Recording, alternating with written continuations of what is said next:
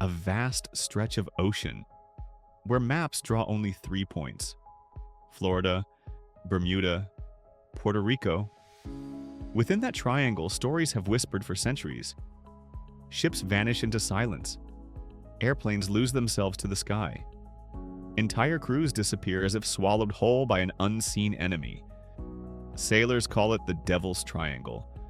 Pilots murmur its name with unease. For some, it is only myth. For others, it is the most dangerous battlefield on Earth. One where the opponent is not an army of men, but the sea itself. Tonight, you enter that battlefield, not with swords or cannons, but with memory and mystery. The ocean waits. This is the Bermuda Triangle. No borders, no walls, nothing but open ocean. Yet sailors treat it as though it is marked with warning signs. For centuries, merchant vessels, warships, and later aircraft have crossed its expanse. Most arrive safely, but a troubling number never return. The waters here conceal powerful forces. The Gulf Stream rushes northward like a river in the sea, swift enough to drag debris far from where it sank. Storms build suddenly, turning calm skies into violent walls of wind and rain. And beneath the waves lie trenches as deep as mountains are tall, places where wrecks vanish beyond hope of recovery. Still, the question remains: are these hazards enough to explain the legends?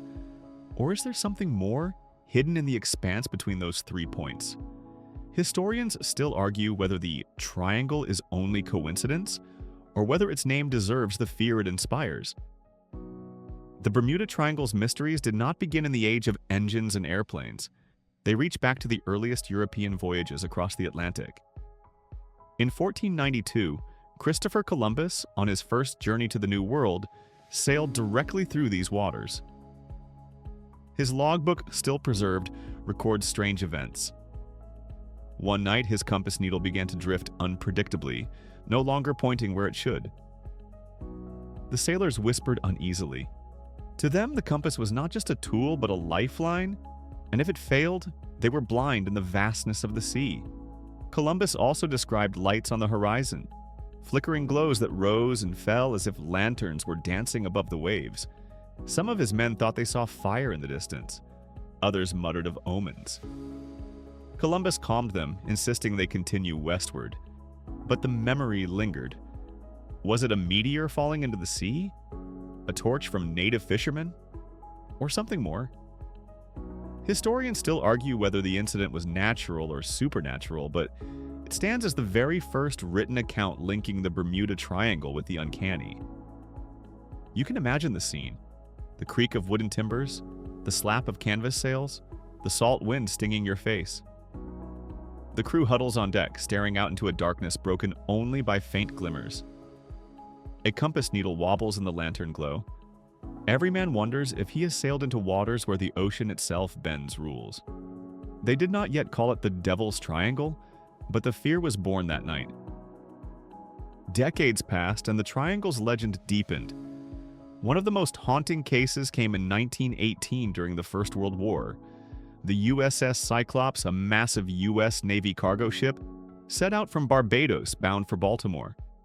On board were over 300 sailors, tons of manganese ore, and a steel hull longer than 2 football fields. She was slow, steady, but reliable until she vanished. No distress call was ever sent. No lifeboat was ever found. The ocean offered no wreckage, not even a fragment of wood to float back as explanation. Families waited, ports scanned the horizon, but the Cyclops never arrived. To this day, she remains one of the largest vessels ever to disappear without a trace.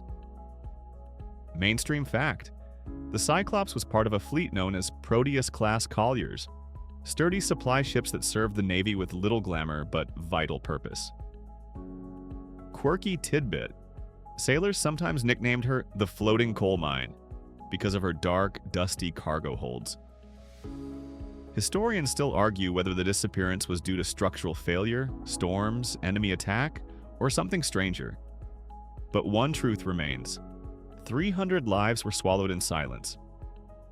Picture it: a steel giant cutting through turquoise seas, her smokestacks trailing black fumes, crew leaning on railings, unaware that their ship sails into legend.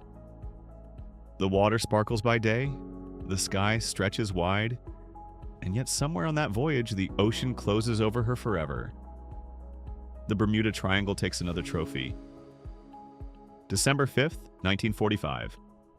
The Second World War was over, but training missions continued. That afternoon, 5 Navy Avenger bombers lifted off from Florida. Their assignment was simple: a routine exercise over the Atlantic. Yet only hours later, their voices began to crackle through the radio with unease. "We can't find West. Nothing looks familiar. Even the ocean doesn't look right." The flight leader sounded disoriented, as though the very sky had shifted around him. Fuel was running low, compasses refused to cooperate, and the men circled helplessly. Other stations on the coast picked up fragments of their chatter, confused, strained, and fading. Mainstream fact: these pilots were not novices. Lieutenant Charles Taylor, their commander, had years of experience and countless flight hours.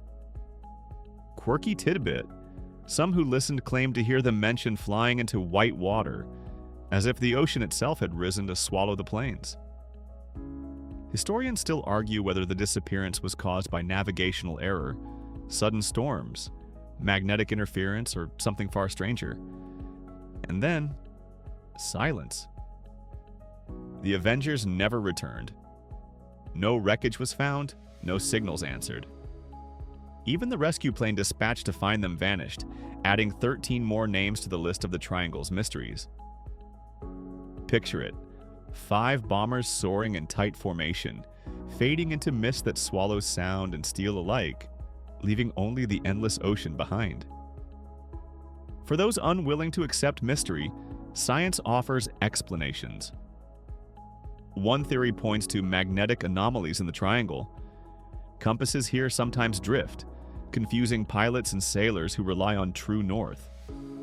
A small deviation, magnified over miles of open ocean, can send a ship or aircraft hopelessly off course. Others argue the danger comes from the sea itself. Rogue waves, towering walls of water over 30 meters high, can appear without warning, striking even the largest ships. Picture being on deck as the horizon suddenly rises above you, a mountain of dark water rushing forward.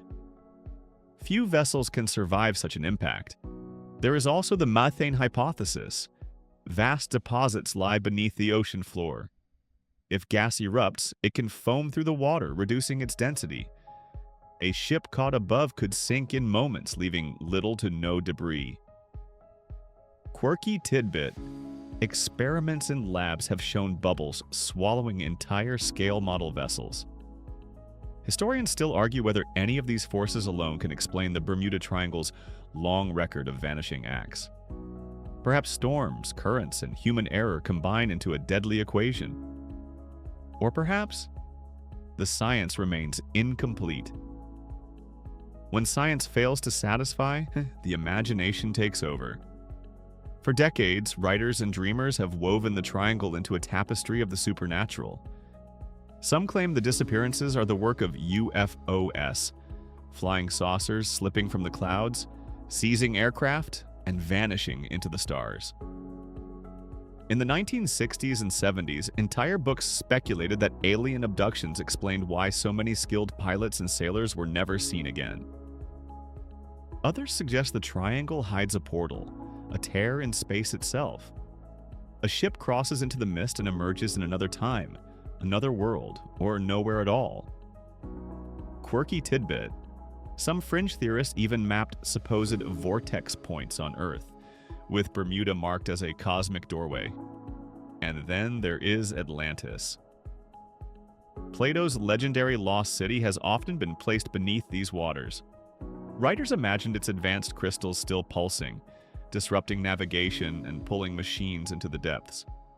Historians still argue whether these myths are cultural echoes of real disasters or simply fantasies born of fear. Yet the ideas endure, retold across films, novels, and late-night conversations. Picture the endless Atlantic under starlight, and beneath it, unseen structures glowing faintly in the dark. Whether truth or tale, the supernatural remains the triangle's most alluring shadow. Whether by storm, by science, or by shadow, the Bermuda Triangle keeps its secrets. Sailors still cross its waters daily. Planes fly overhead in steady lines carrying passengers who rarely give a thought to the legends below. The ocean appears calm, glittering beneath the sun, yet the stories linger like a low hum in the mind. The sun sets over the Atlantic, the sky turning from gold to violet. A lone ship drifts across the horizon, its crew unaware of how many before them have vanished. For most, the triangle is simply another stretch of sea, but for storytellers and dreamers, it remains a battlefield, one where the ocean itself decides the outcome. Mainstream fact: statistical studies show the Bermuda Triangle has no more accidents than any other busy ocean route. Quirky tidbit: despite this, the U.S. Board on Geographic Names refuses to officially recognize the triangle on maps. Historians still argue whether the legend persists because of genuine danger, or because humans crave mysteries that resist easy answers. So, the waves rise and fall, the ships come and go, and beneath the surface, silence waits, timeless, patient, and undefeated.